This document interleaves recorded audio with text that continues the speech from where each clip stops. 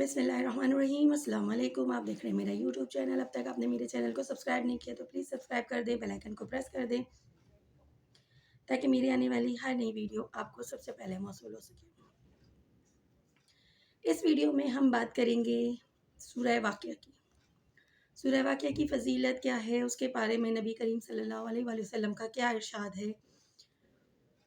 हज़रत अब्दुल्लाह बिन मसूद रज़ी अल्लाह अन्हु से रिवायत है, नबी करीम सल्लल्लाहु अलैहि वसल्लम ने फरमाया, जो शख्स हर रात सूरह वाक़िया पढ़ा करे उसे कभी फ़िक्र फ़ाक़ा की नौबत नहीं आएगी।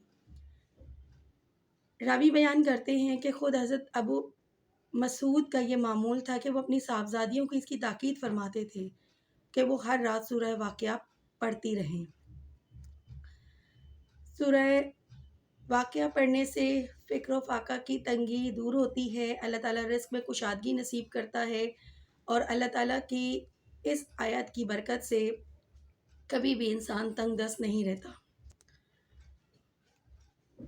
कभी भी इंसान तंगदस्त नहीं रहता। अल्लाह पाक रिज़्क़ में बेहिसाब बरकत अता करते हैं।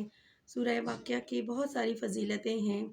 ये हमें हर तरह की मुश्किलात से बाहर निकालती है, हमारे रिज़्क़ में कुशादगी अता करती है, हमें आज़ाब से महफूज रखती है, हमारे घरों में खुशहाली लाने वाली ये वो सूरत है जिसके बारे में नबी करीम सल्लल्लाहु अलैहि वसल्लम का इरशाद अभी मैंने ज़िक्र किया कि सूरह वाक़िया पढ़ने से फ़िक्र फ़ाक़ा की नौबत नहीं आती।